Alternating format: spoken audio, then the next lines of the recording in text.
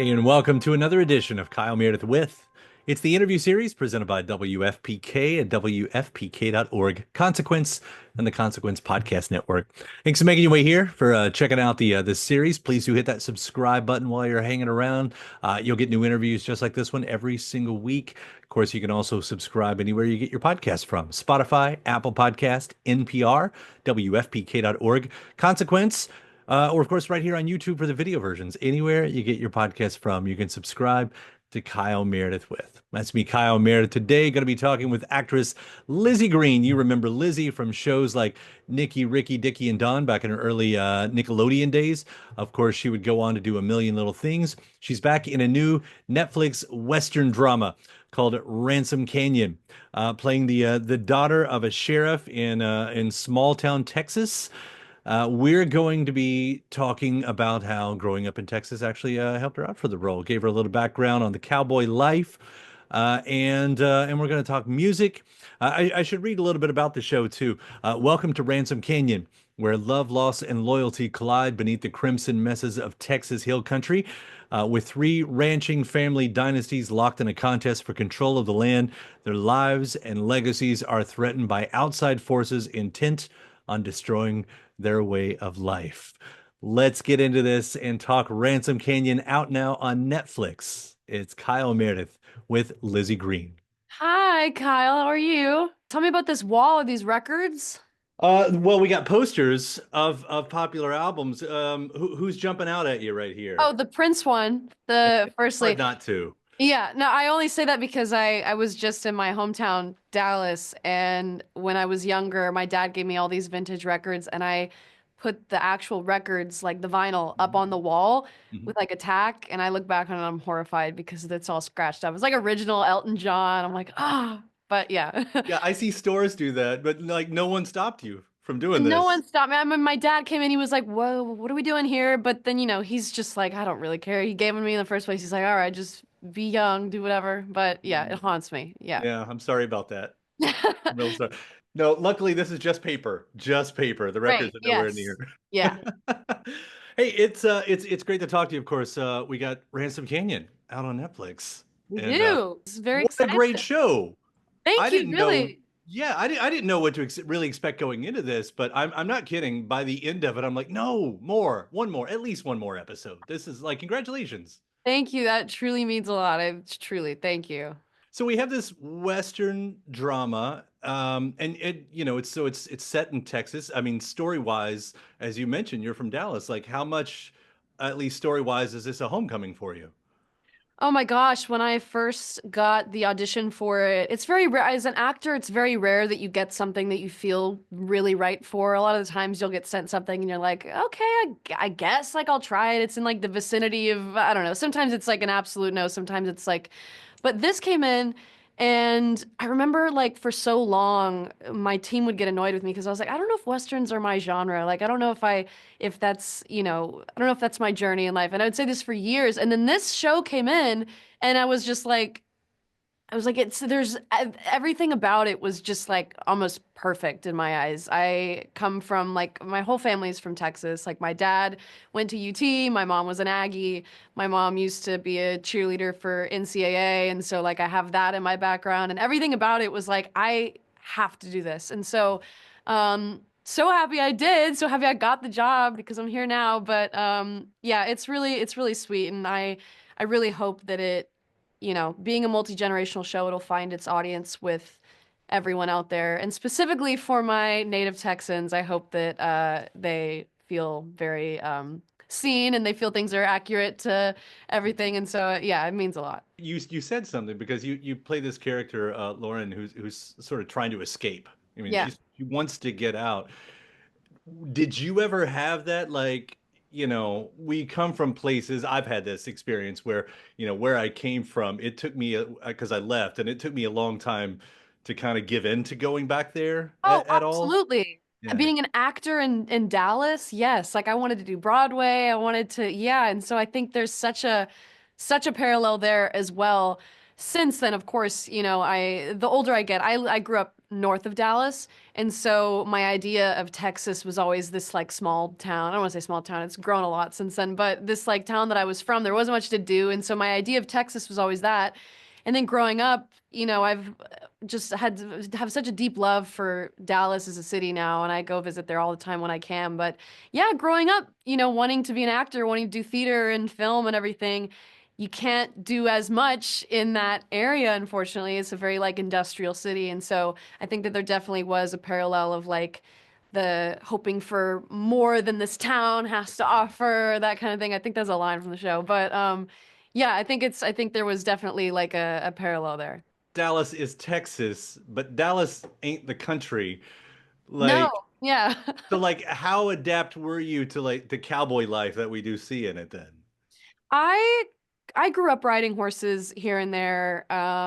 It was never I have relatives that have a farm. My dad, like, his mom grew up in rodeos and stuff. And so I have it in my family.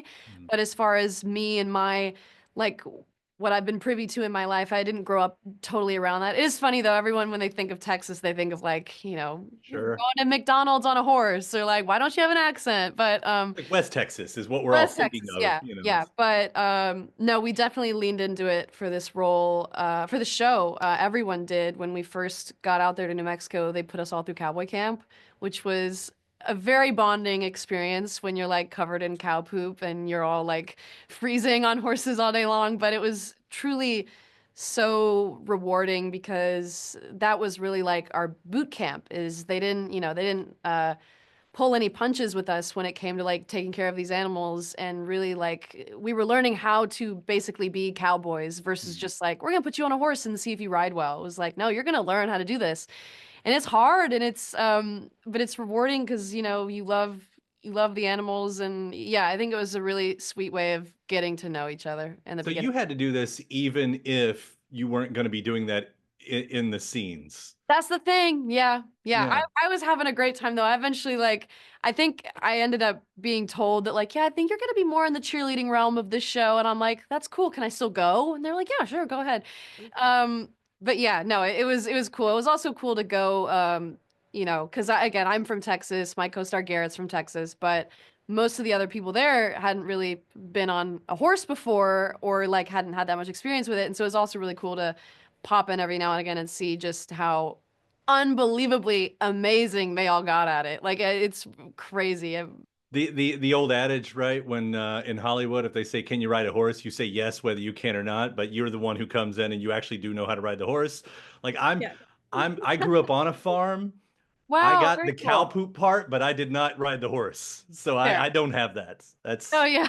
But you can be like you can say, "Yeah, of course I grew up on a farm, of course." see, I've You stepped know. in plenty of manure in my life. Yes. That's Yeah. about as rugged as I get, I think, that I've Yeah. actually stepped in it. That's Yeah. Yeah.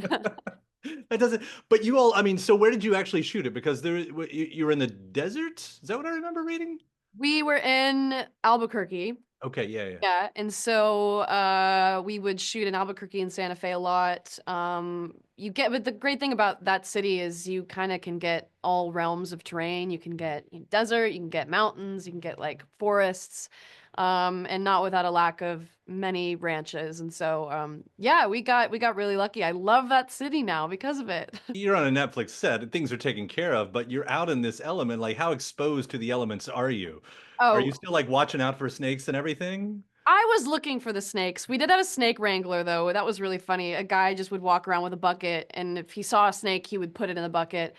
I don't think when I was there they ever saw a snake, but I always was like, "Did you find one today?" Because like I love snakes. But yeah, no, we were out there. I mean, you were getting bit by stuff. You were, freezing cold sometimes at times because the actors strike, I think we were going to originally start in August, Mm. pushed us to a January start, which meant that we shot right through all of the snow and, ice that Albuquerque has to offer. And a lot of times we would get snowed out some days, and so you'd lose an entire day of shooting because, there's 6 feet of snow outside.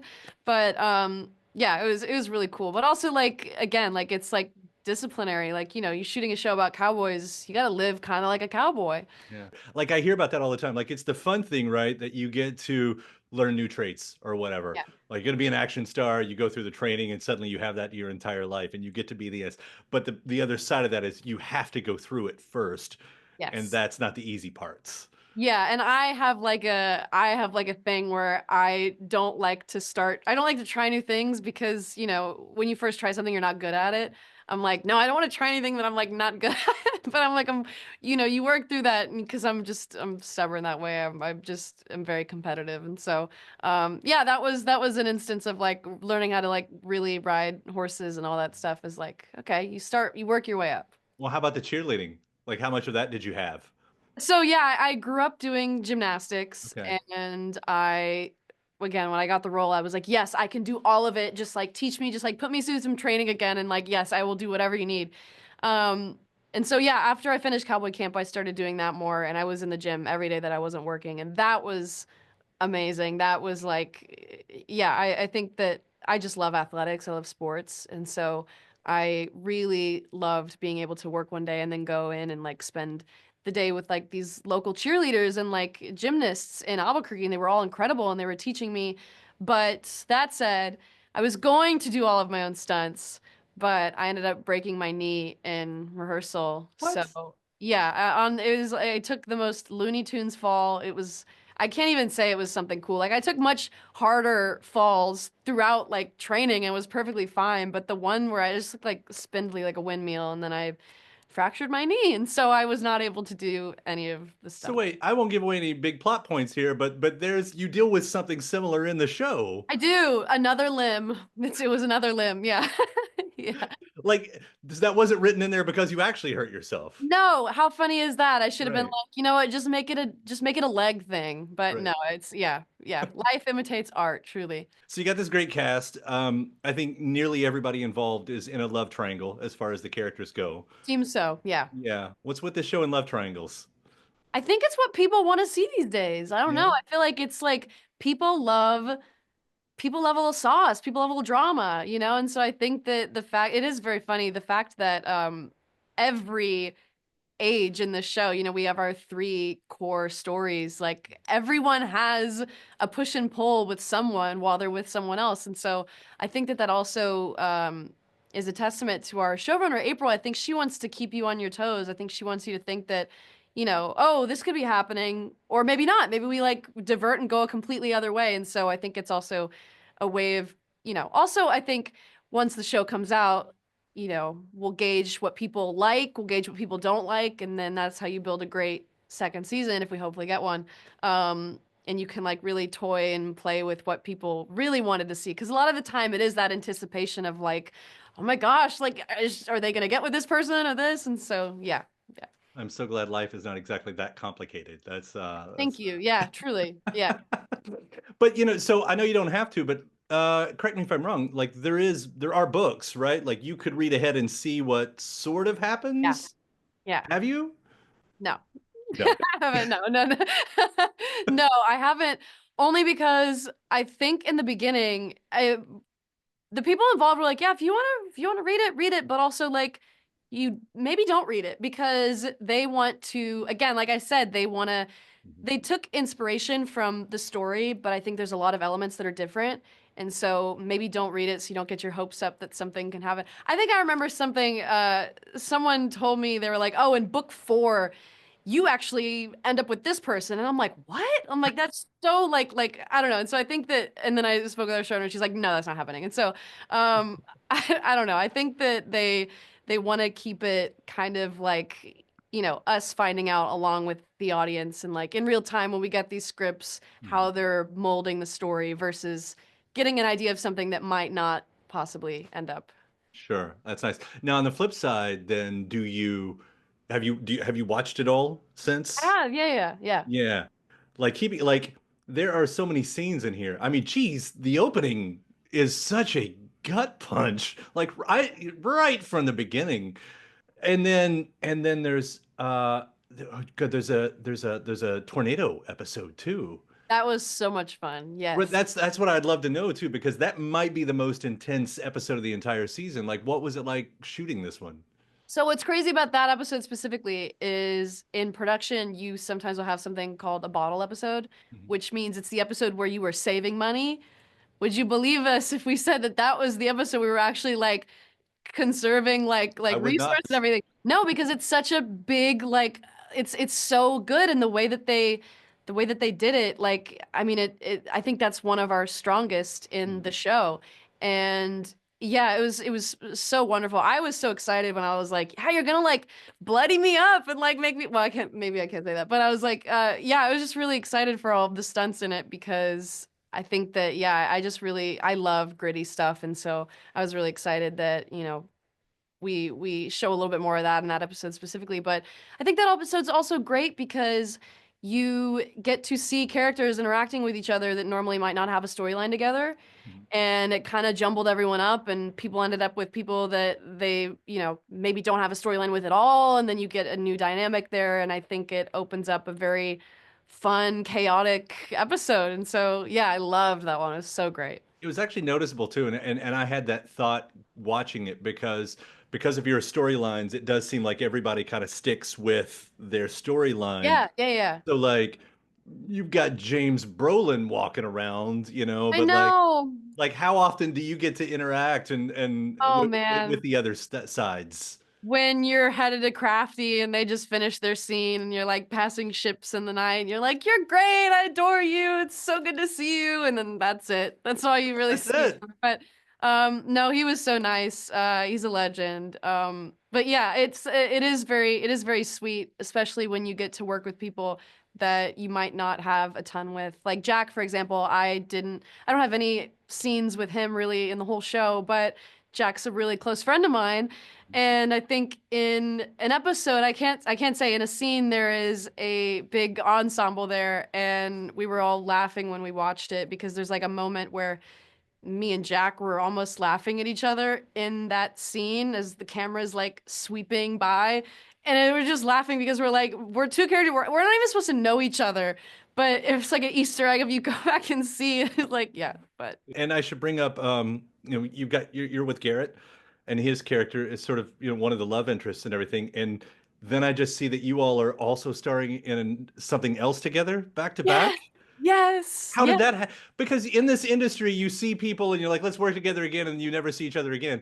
And you've got this nearly back to back thing happening. Yeah, I hope I get to work with Garrett forever. He's one of my best friends in the entire world. I am truly I adore him so much, and he's so present and incredible to work with, and you can just tell he has such a love for what he does. He's so professional, and that specifically came up. He called me one day. He was like, "Hey, this thing is happening by this director I respect so much. He makes incredible work. I don't even really know what it is. There's no script yet, but do you want to do it?" And I'm like, "Yeah, sure." He's like, "It's in 2 days." I'm like, Okay, sure. Yeah, great." God. Yeah. And so it ended up, we ended up connecting that night and like seeing the script and going through it. And we got to also both be producers on that. And so we got to like give insight and stuff. And it was so much fun. It was truly something I've been looking forward to since we shot it in November. This has been a long time coming. But yeah, I love that one specifically because it like taps into like I got like an emo side Mhm. Oh, you're personally. totally made up in this thing. So different than what we Yes, see you so good. I'm otherwise. like, oh, I just look like I listen to punk music. That makes me so happy. Yeah, so that was really cool. We are projecting possibly coming out in like June, end of June. And this But is, we should say, sweating the small stuff, right? Did I get that right? yes, yeah, Yeah. yeah, yeah. But we're Yeah. so excited. It was so much fun. Yeah, it's and you're right. There's emo. There's almost like a Mad Maxian emo-ness to it, like Yeah, yeah, yeah, yeah, something crazy. And yeah. I know nothing about it, by the way. I only saw what little bit is out there, so it's Which, to be completely blind. fair, kind of likewise, we have not seen the final cut of it. I think we're even gonna do some reshoots for it in the next coming weeks to like add some more stuff to it. But yeah, our director, he's like, I want to hide my hand. I want to premiere it to you like at this like he wants to rent out this theater and premiere it. But he's like, yeah, I want you to see it then. I'm like, okay, yeah, I'm down. So we got the punk side of you, and we have this, more country side of you. Which one are you closer to, if there's an answer? It's very temperamental. I mean, I when I worked in Vancouver, I was in Vancouver for 5 years, and I was deep into The Cure and I was deep into the Smiths and I like that was my favorite genre. I actually just saw The Cure at Hollywood Bowl like a year Incredible ago, show. and that was it was a light of my life. Um, but so I have that side. Yeah, I think that's also, a personification of like rainy Vancouver and like cold weather and like yeah, like that music. But no, I definitely leaned into my country, my Texas roots for this show. I wear my cowboy boots I wear on the show. They ended up just letting me have them at the end of production. I wear them basically every day. Um, yeah, You had great musicians too. I mean, Charlie Crockett was on this set at one point, yes, yeah, yeah. which I'm a And Garrett big is a Charlie massive fan, country you know. music fan. Yeah, yeah, Garrett as well. And so he was telling us like I think he's not even in that scene. He was at set all day taking photos. But um yeah, it's really cool. I hope that we can maybe if we get another season get some more cool musical guests because I know that that's like Easter eggs that the audience loves, especially if they're into this genre. Yeah. Did you get to hang out that day? I didn't. No, I think I don't know, maybe I was in the emergency room with a broken knee. I don't know. I that was one of those days that I missed. I meant to go in, but something came up and yeah, but Yeah. I wish I was there. Yeah. Oh, it is also surprising. You know, we're talking about country, but I think that the music in the show is one of the things I found the most surprising because there are the expectations that you would have for a show like this. But then I'm looking over here, like Jose González and his cover of Teardrop. Oh my And gosh, when I saw that episode, I love Massive Attack. I was like, yeah, you did not do a cover of Massive Attack. That's incredible. I know. Yeah, so I'm with you. I geeked out on the music a lot. And that specifically, that episode was like, oh my God, no way, it's so good. Yeah. didn't expect that stuff. And like Yeah. Bennett and Leon Bridges is there. Of course, Texas Sun, not surprising, but still great to hear. And Ray LaMontagne and the Secret Sisters, like they could have done the obvious thing and just went like Yeah. country, you know, but instead it Yeah. was sort of like rootsy instead in the best Yes. way. Yeah, I think that that's also, we were making a Western, we were making a romance drama, but I think they also wanted to make it seem just really, really cinematic. And I think they tell that story through shots. Shots are very like surrealistic almost, they're very wide. They're very like, you can feel like almost like you're there, despite this being a very small town, they make it feel very big. And I think also with the music, it's like, no, we're not going to do the run of the mill, like, driving a boat, drinking a beer, like that kind of stuff. They're like, no, we want to make it feel like it's like, that's the artsy side of this Mhm. show. And yeah, they killed it. No, but I love that you brought up Teardrop because I geeked out with that. I was like, I think April was letting us see that episode. That was the only episode we saw in full, I think, before everything came out. And when that came up, I was like, oh my God, One of the greatest songs of all time. it's so good. Yeah, it's so good. And just goes to show the layers of this show. Like I said, those surprising layers that's in there. Yeah. I really did. I enjoyed this season so much. As with you, hope for many more seasons to come. Thank you. And everything else you're doing because I got my eye on the don't sweat or the sweating the small stuff. That's it. Yeah, thank Yeah. you. Thank you so much. So great talking to you. Thank you so Thank much. you. Thank you. Have a great day. Really appreciate it. And thanks to my guest. Also, thanks to you for checking out the episode in the series. Before you get out of here, hit that subscribe button. Again, you get 3 brand new interviews every single week. New one every Monday, Wednesday, and Friday.